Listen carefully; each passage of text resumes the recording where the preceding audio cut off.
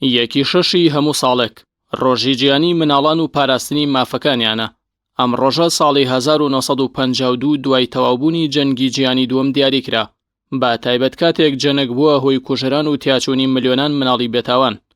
لەم ڕۆژەدا گرنگی دەدرێت بە بوارەکانی پەرەپێدان و گەشەپێکردن و پەروەردەی منداڵان و جاختکردنەوە لە مافەکانیان و هۆشیارکردنەوەی دایک و باوک و کۆمەڵگە لەوەی کە منداڵان ئیشیان پێ نەکرێت و لە هۆڵەکانی خوێندن نەهێنرێنە دەرەوە. ساڵانە لە سەرتاسەری جیاندا منداڵان توند و تیژی جەستەیی و دەرونی و دەستدرێژیان بەرامبەر دەکرێت و زۆرجار منداڵ بۆتە قوربانی توند و تیژیەکانی خێزان و جیابوونەوەی دایک و باوک. بێجگا لەوەش کە سەدان باندی بازرگانی مادە هۆشبەرەکان منداڵان بۆ گواستنەوە و ئاڵوگۆڕی مادە هۆشبەرەکان بەکاردەهێنن. هەروەها جەنگە ماڵوێرانکەرەکانی وڵاتانی زلهێز و بازرگانانی جەنگ وای کردووە کە منداڵان ڕوبەڕووی مەرگ و تیاچوون ببنەوە. یەکی شەشی ساڵی 636 لە سەردەمی فەرمانڕەوایەتی پێشەوە عومەری کوڕی خەتابدا ڕەزا و ڕەحمەتی خۆی لەبێ، سوپای موسڵمانان بە سەرۆکایەتی ئەبوو عوبەیدەی کوڕی جەڕاح سەرکەوتوو بوون لە فەتحکردن و ڕزگارکردنی شاری حیمسی سووریا. پاژەوەی نزیکەی مانگێک گەمارویەکی پڕ ئەخلاقی شارەکەیاندا بوو، هیچ ئازارێکی خەڵکی سڤیلیشیان نەدابوو. ئەبوو عوبەیدەی کوڕی جەڕاح بانگەوازێکی بۆ خەڵکی شارەکە کرد کە بێنە دەرەوە و سەر و ماڵ و حورمەتیان پارێزرا و هیچ جۆرە دەستدرێژیەکیان ناکرێتە سەر. دانیشتوانی شارەکەش کاتێک نەرمونیانی و خۆشڕەفتاری سوپای موسڵمانان و درڕندەی و ستەمکاری ڕۆمەکانیان بینی، باوەشیان بۆ سوپای ئیسلام کردەوە و ئەبوو عوبەیدەش نووسراوی ئاشتەوایی و پاراستنی مافەکانی بۆ ئیمزاکردن. ڕزگارکردنی شام دەرگای کردەوە بۆ ڕزگارکردنی نیوە دوورگەی عەرەبی و ڕزگارکردنی شاری قودسیش. یەکی شەشی ساڵی 1975 دوای هەرس و ئاشبەتاڵی شۆڕشی ئەیلول بە سەرکردایەتی مەلا مستەفای بارزانی، دامەزراندنی یەکێتی نیشتیمانی کوردستان لە چاخانەیەکی وڵاتی شام بە ناوی تۆڵەی تۆڵ ڕاگەیەندرا.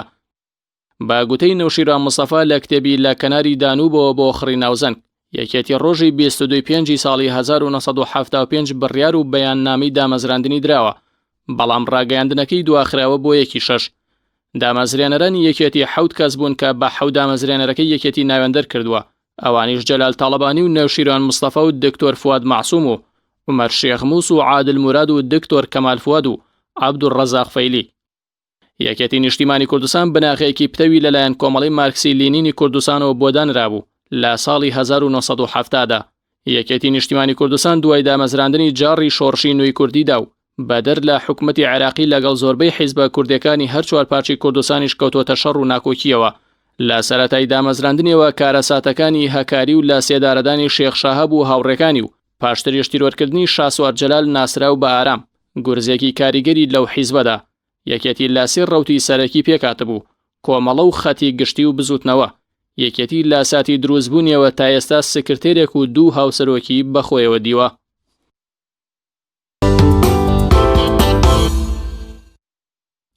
یەکی شەشی ساڵی 1970 دوای تەنها 3 ساڵ لە دامەزراندن و ڕاگەیاندنی یەکێتی نیشتیمانی کوردستان، کارەساتی هەکاری دژی ئەو حیزبە ڕوویدا کە بە یەکێک لە کارەساتە پڕتراژیدەکانی ئەو حیزبەدا دەنرێت و نزیکەی 700 پێشمەرگەی تیرۆرکران لەلایەن قیادە موقەتەوە، کە هێزەکەی یەکێتی نیشتیمانی کوردستان چوبوون تا لە ڕووی بادینان و لە تورکیا و سووریاوە چەک بۆ پێشمەرگەکانیان بێنن، بەڵام دەکەونە سەنگەری کۆمەڵێک سەرۆک خێڵی کوردی تورکیا و قیادە موقەتەی پارتیەوە و هەموو هێزەکە تەفروت و نادەکەن.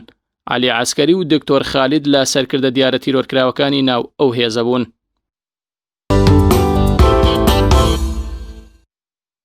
یەکی شەشی ساڵی 1992 کۆچی دوایی خەباتکار و ڕووناکبیر و ڕۆژنامەنووسی دیاری کورد خات و ڕەوشان بەدرخان لە تەمەنی 83 ساڵیدا و لە ماڵەکەی خۆیدا و لە شاری بایناسی وڵاتی سووریا و لە سەروەسەتی خۆی تەرمەکەی هێنرایەوە شاری دیمەشق و لە گۆڕستانی مەولانا خالیدی نەقشبەندی بە خاکسپێردرا.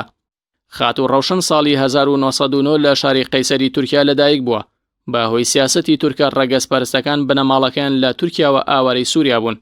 خێزانی نووسەر و سیاسەت مەداری کورد جەلادەت بەدرخان بووە و پاشتر بووەتە مامۆستای پەیمانگا.